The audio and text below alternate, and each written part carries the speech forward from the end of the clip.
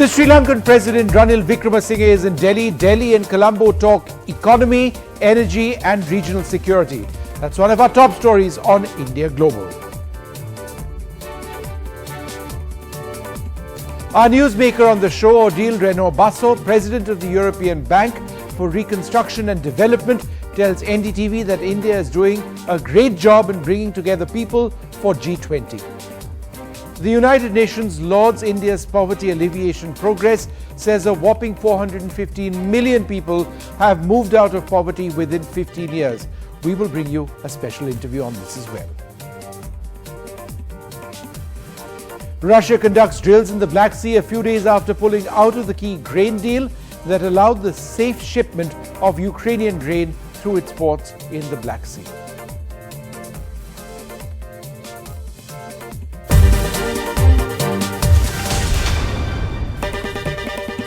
Good evening. Prime Minister Narendra Modi has held wide-ranging talks with the visiting Sri Lankan President Ranil Wickremesinghe, largely focusing on boosting overall economic and strategic cooperation. Sri Lanka and India have signed a series of energy, development and trade agreements. Mr. Wickremesinghe arrived in Delhi on a two-day visit, which is the first tour of India by a senior Sri Lankan leader since the island nation was hit by an unprecedented economic crisis last year.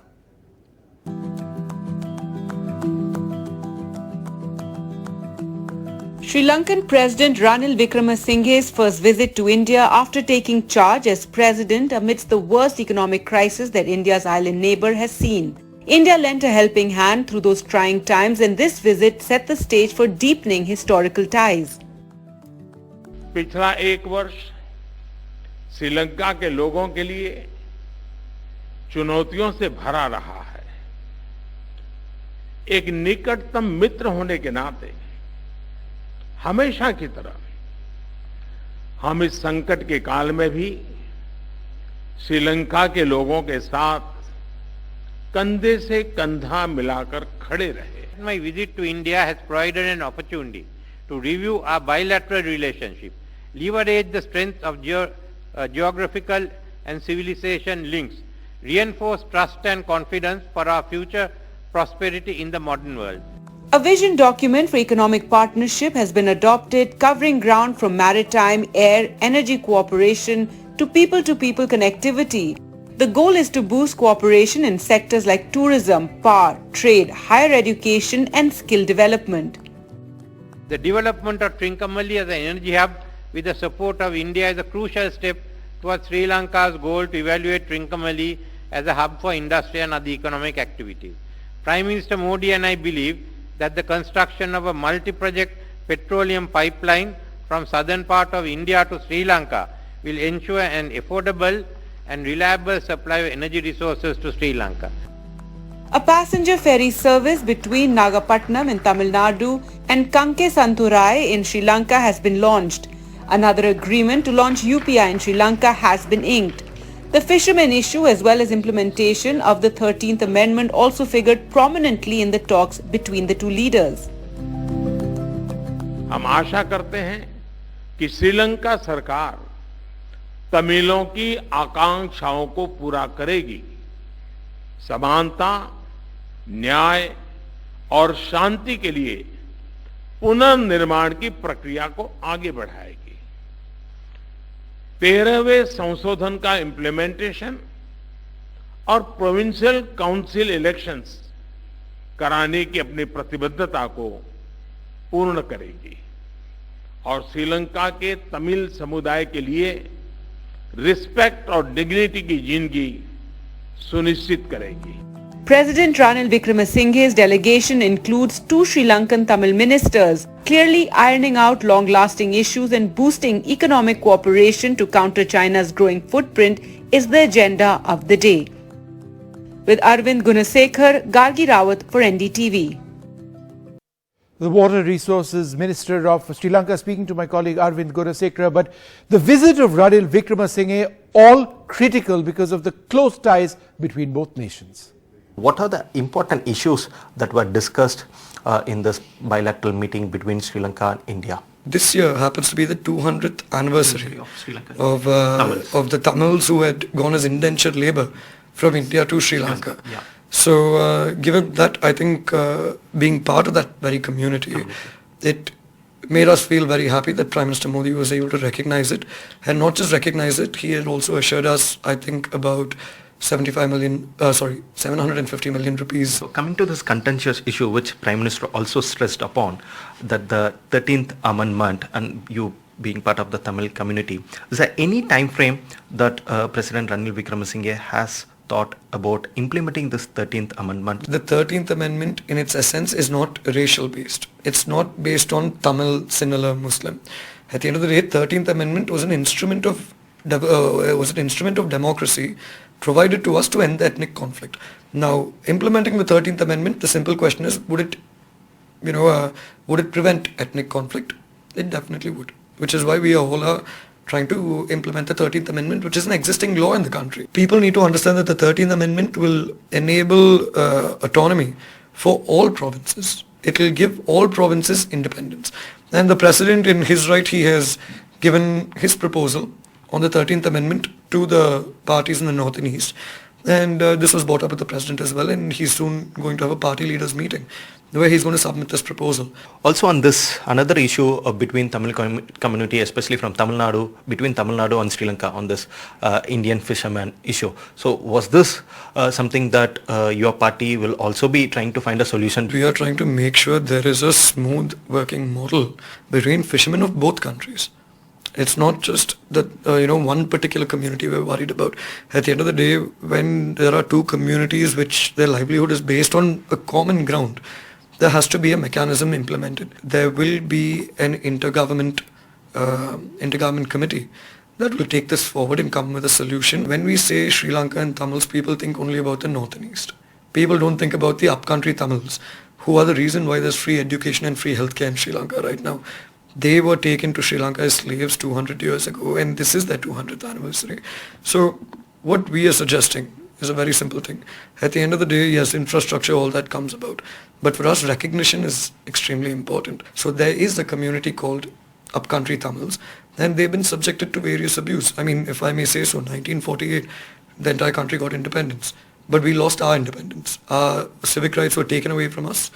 And over the course of 30 years, we couldn't get it back. The Finance Minister Nirmala Sitharaman has headed India's efforts at a crucial meeting of the Group of 20 Nations, the G20, in Gandhinagar this week. The meeting was attended by finance ministers and central bank governors who were meeting under India's presidency. In an exclusive interview to NDTV, the managing director of the International Monetary Fund, Kristalina Georgieva, spoke about India's economic growth, which is lauded given uncertainty all around.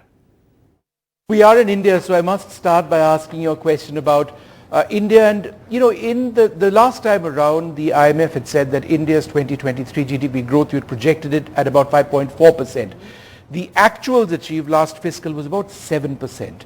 Do you believe, do you have any concerns specifically on why, your projections were somewhat lower than what we achieved? In 2022, indeed, India was above 7%, and that is great for India, great for Asia, great for the world. For this year, we are projecting a bit of slowdown to around 6%, and it is not because of India, but because of global growth slowing down. What we are seeing in a very positive light is how good policies are helping India to outperform. Three factors. One, digitalization. The fact that India now has digital public infrastructure that serves people and businesses has become a great source of growth. Two, because of that, India is very attractive as an exporter of services, and this is booming. Yes. Faster than we anticipated. And three, very prudent fiscal policy. Yeah. Collecting taxes and then prudently using money. All of this has led to a strong performance of India, making it a bright spot on what has been a rather cloudy horizon over the last years. And Odile Rano Basso, President of the European Bank for Reconstruction and Development, also a key part of the G20 meet in Gandhinagar, spoke to my colleague Maha Siddiqui, spoke, among other things, on the need for Indian companies to invest abroad. I have with me the President for the European Bank for Reconstruction and Development, Odile Rano Basso, here with us here on NDTV. Many thanks for speaking with us. My first question is with regards to the G20 meeting in Gandhinagar. What can we expect in the outcomes as far as economics and finance during this period of conflict and turmoil that we have seen over the last 1 year is concerned? So first of all, it's always very useful to discuss economic challenges together because, we live in the same world and there are challenges post-COVID in the context of the war in Ukraine, inflationary pressure. So having a discussion, a dialogue between all key economies on what needs to be done, how to best deal with the current challenges is always useful. And then the presidency priorities very much focus on investment in infrastructure, how to deal with the need to invest for the climate and to address the climate crisis that we see developing, but also how to transform the multilateral development banks in order to make them more effective and have more capacity to support this infrastructure green transition agenda. Was the issue of Ukraine specifically discussed in any of these meetings, and especially at Gandhinagar, considering that the war in Ukraine is one issue that has created differences between the West and Russia and China on the one side, and also fuel and food crisis? Yes, the consequences and the impact of the war was discussed, of course, because it created and it continues to create, we've seen the decision on the grain deal, so a lot of uncertainty, a lot of pressure on food and energy prices. So this was, the background of the discussion. There were no specific discussion on Ukraine reconstruction also, but more the impact of this war on the world economy and how to deal with that. You've also spoken about Indian firms, helping Indian firms diversify more investments from India in some of the areas where the European Bank for Reconstruction and Development is working. What are some of these areas, sectors that you would advise or urge Indian firms to look at? No, I think there is a very large opportunity and it's a very good time for Indian companies to start investing abroad, develop their export abroad, and we are already working with a number of them. Key areas are very large. It can go from IT services, which is already quite well developed, and from manufacturing I was having meeting with in the petrochemical industry or in the renewable industry. And I would say, for example, because of all the investment needed in the green transition, renewable industry, solar panel, wind production would be very important areas where I think India has a lot of potential. Considering that you are laying a lot of stress on climate and India in its presidency also wants to push that, there is also a point that India has been raising at all international platforms, and that is climate finance, something that the Western world hasn't really fulfilled its promises on. How do you see that agenda going forward unless there is firm commitment on finances? I think we are making progress, and finally it's likely that we will come to reach the $100 billion of investment that have been committed in Copenhagen, in Paris, to support the green transition and the Paris Agreement. So I think that after years of slow increase, it's quite likely that we reach this financial commitment at the end, and finally, but then the question is what do we do from there? And that's an important discussion that needs to take place in the G20. It will be also in the COP. My final question to you, India's presidency of G20 comes at a time when, as we've just spoken about, there is this gap between the West, China and Russia on the one side.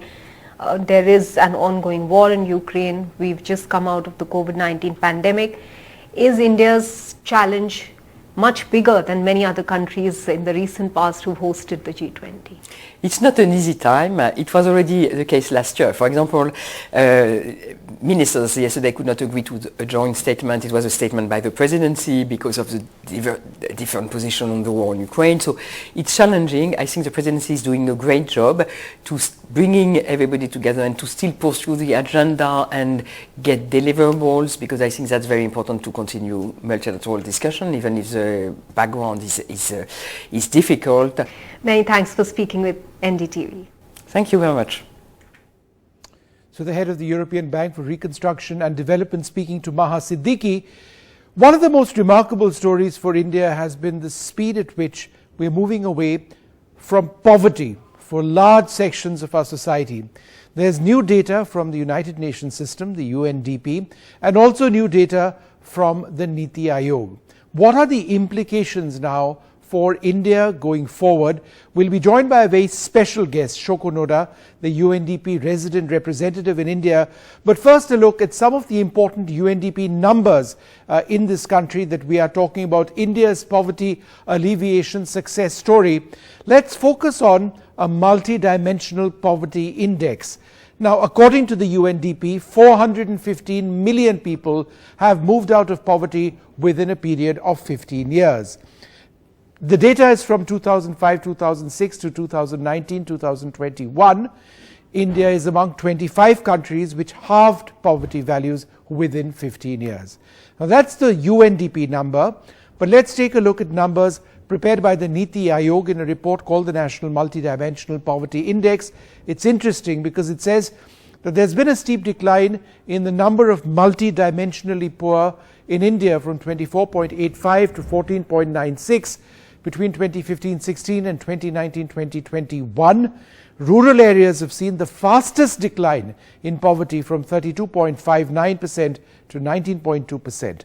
India is on track to achieve our Sustainable Development Goals target much ahead of the 2030 deadline. There have been substantial improvements across all the 12 multidimensional poverty index indicators on the ground. Among states, Uttar Pradesh has registered the highest decline in the number of poor with 3.43 crore, followed by Bihar and then Madhya Pradesh. And all of this is because of improvements, for example, in nutrition, in the years of schooling, in sanitation, the availability of cooking fuel. All of that has played a significant role in bringing down poverty.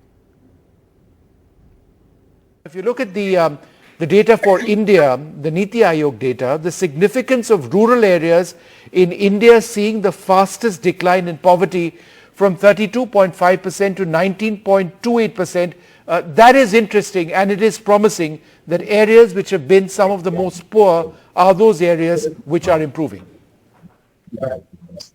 Yes, I think this is something that we should all acknowledge the constant efforts of the government to achieve this, and especially considering when we look at the urban multidimensional poor, the reduction was from almost 9% to 5.27%. So the reduction of poverty in rural area is definitely significant. As we all know, 65% of India's population live in rural areas.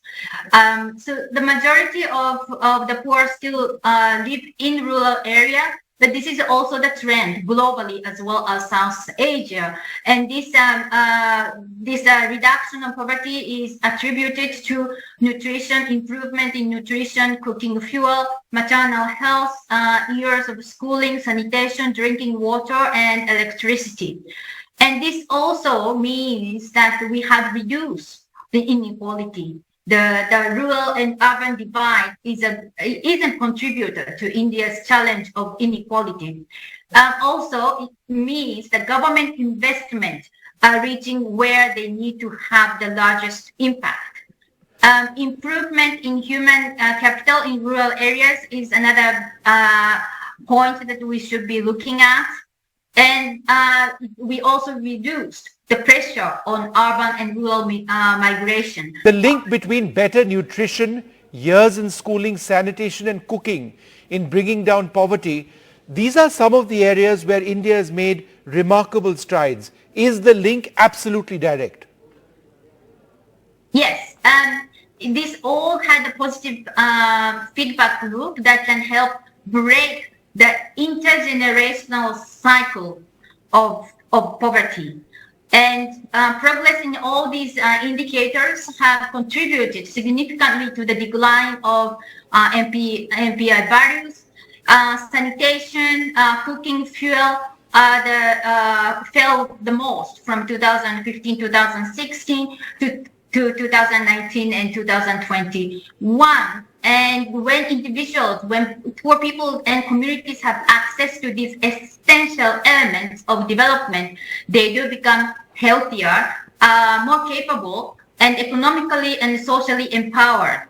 So this in turn leads to the increased productivity, high incomes, and improved living conditions. And that ultimately contributes to poverty reduction. India is on the path to achieving its target of reducing multidimensional poverty by at least half.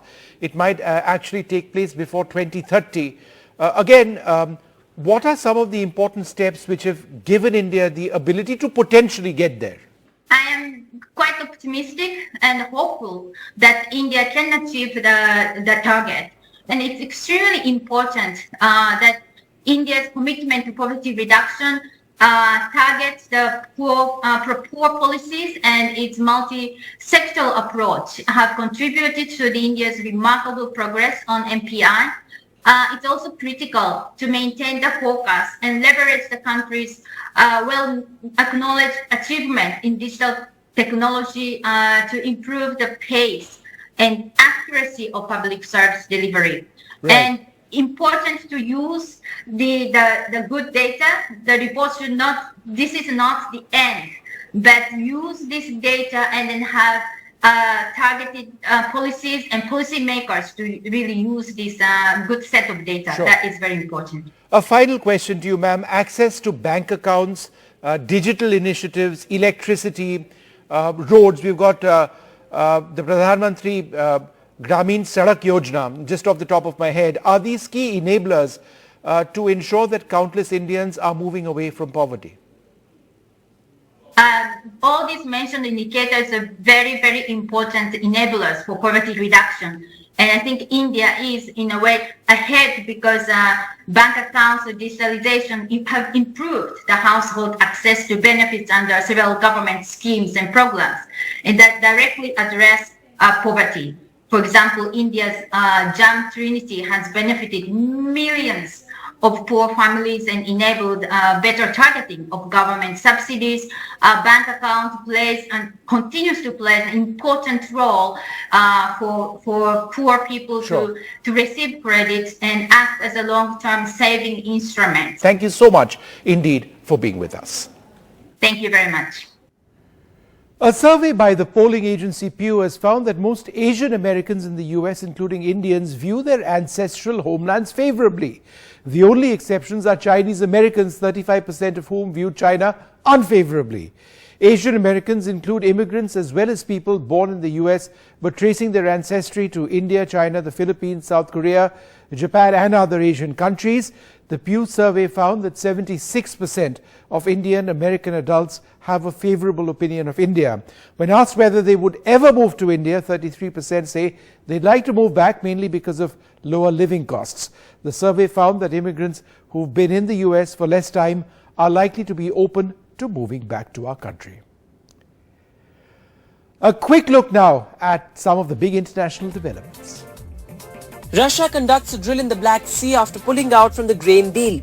Moscow recently said it will not extend an international deal to allow the safe shipment of Ukrainian grain through its ports in the Black Sea. World leaders say that this decision could impact the world's poorest people. Several leaders have also said that Russia has worsened the food security crisis. Moscow has warned that ships heading to Ukraine's Black Sea ports could be considered military targets. US announces new sanctions aimed at curbing Russia's ability to buy weapons technology. Sanctions have been imposed on around 120 firms and people from Russia and Kyrgyzstan. In addition, a group of Kyrgyzstan-based electronic firms and its leadership were targeted as exporters of components and other technology to Russia. All right, a couple of international stories over there. It's time now for us to take this short break. Remember, India Global every Friday at 8:30 p.m. It is part of a big effort to showcase the top international stories with an India focus. There's a lot more coming up on NDTV. Do stay tuned.